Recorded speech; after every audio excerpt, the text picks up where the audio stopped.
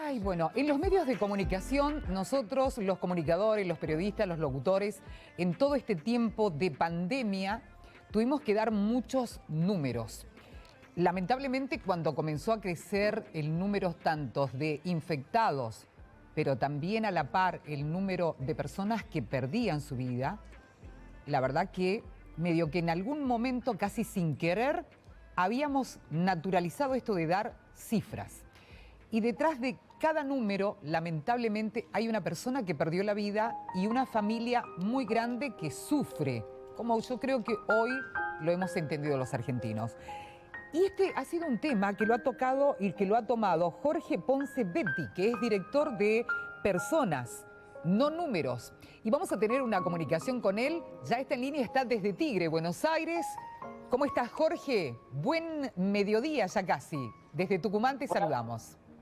¿Cómo estás, Miriam? Un gusto. Muchas gracias por el espacio. Bueno, muy bien. Habrás escuchado un poco la introducción, ¿no? Y se remarca principalmente en este micro documental que hiciste, Personas, no Números.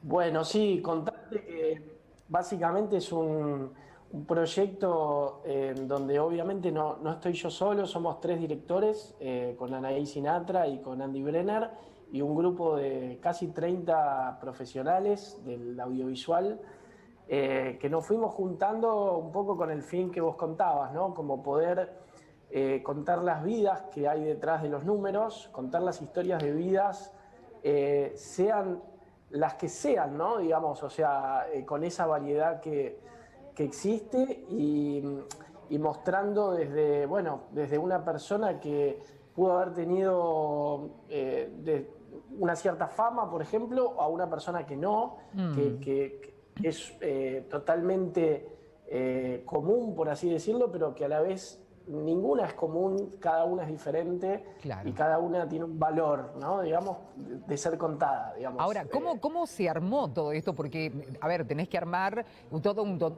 preparar todo un contenido. ¿Ha sido en base a algo que te ocurrió personalmente? ¿O estamos hablando principalmente de comunicaciones con aquellos familiares que han tenido que perder a un familiar, a algún allegado por el COVID?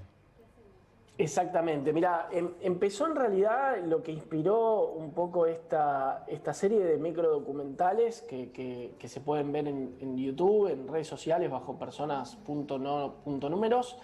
Básicamente fue una entrevista que le hicieron a Lucila Gómez Mar, que era la novia de Gustavo de Checha Mayo, que es el segundo documental. El segundo documental es la vida de Checha. Y básicamente Lucila en esa entrevista comentaba Checha vivía en Italia, entonces fue una de los primeros argentinos fallecidos como víctimas de COVID, y ella hacía mucha referencia en la entrevista, y a mí me marcó eso, esto fue en marzo, en los principios de la pandemia, y ella remarcaba todo el tiempo esta cuestión de que por favor no recordaran a Checha como un número, sino como Checha, ¿no? Y eso me quedó muy grabado y me movilizó mucho porque recién empezaba la pandemia y estábamos viendo de una persona en Italia lo que iba a ocurrir en Argentina, ¿se entiende? Y entonces eso disparó la idea de Personas no Números, y enseguida hablé con Andy Brenner, que es un documentalista amigo, con el que dijimos, ¿por qué no empezar a ponernos en contacto con los familiares de las víctimas y empezar a contar las historias a partir de hacer Zooms, como estamos haciendo nosotros, videollamadas que grabamos desde nuestras compus para poder generar esas entrevistas que después apoyamos con el material de foto, video que ellos nos proveen, los familiares, para poder hacer este homenaje, ¿no? Claro. Bueno, el objetivo es claro, ¿no? Hacer un homenaje. Ahora, todo lo que tiene que ver con lo que vos aprendiste como director y demás, hay veces que tenés que dejarlo de lado, pero me imagino el escuchar tantas historias, el saber cómo viven el dolor desde que te enterás que tenés un familiar infectado, tratar de acompañarlo de alguna manera. En distintos países se lo ha vivido de distintas maneras, las personas que estuvieron internados, graves, hasta aquella despedida quizás que no se haya dado. ¿Cómo quedaste después de armar estos microdocumentales? Mira, estamos incluso en el proceso, ahora estamos editando prácticamente 4 historias en paralelo, 4 homenajeados, 4 personas, 4 vidas. Y en definitiva, lo que te puedo decir es que es muy loco lo que sucede en el proceso. Nosotros con los primeros documentales nos hablábamos enseguida con Andy, con Anaí, y decíamos, nos dábamos cuenta que más que un documental, la parte productiva en sí, las entrevistas son un espacio de diálogo que generan ese espacio que se necesita para hacer catarsis de todo esto que nos pasa, sobre todo teniendo en cuenta que no se pueden despedir de los familiares.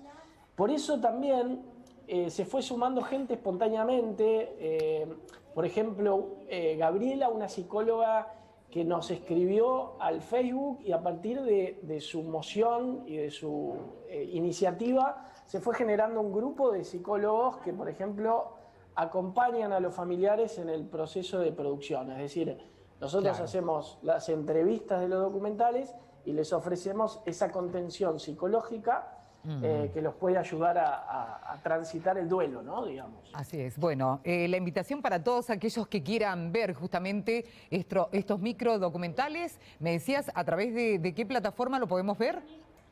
Mirá, los documentales se pueden ver en YouTube, personas.no.números, y a través de las redes sociales pueden ver un poquito también, llegar a YouTube a través de Instagram, en donde también vamos posteando, por ejemplo, hay ilustradores invitados que van participando de cada documental. Entonces en Instagram, personas.nonúmeros, YouTube y Facebook. Perfecto. Jorge, muchísimas gracias. Felicitarte por esta idea y principalmente porque creo que de alguna manera la gente también tiene que conocer la otra arista porque, como lo decía en un comienzo, no hay que naturalizar tanta cantidad de muertos en el país o en el mundo y de paso generar una conciencia de que debemos seguir cuidándonos. Un abrazo grande desde Tucumán. Muchísimas gracias por esto. Muchísimas gracias a ustedes por el espacio y por generar conciencia.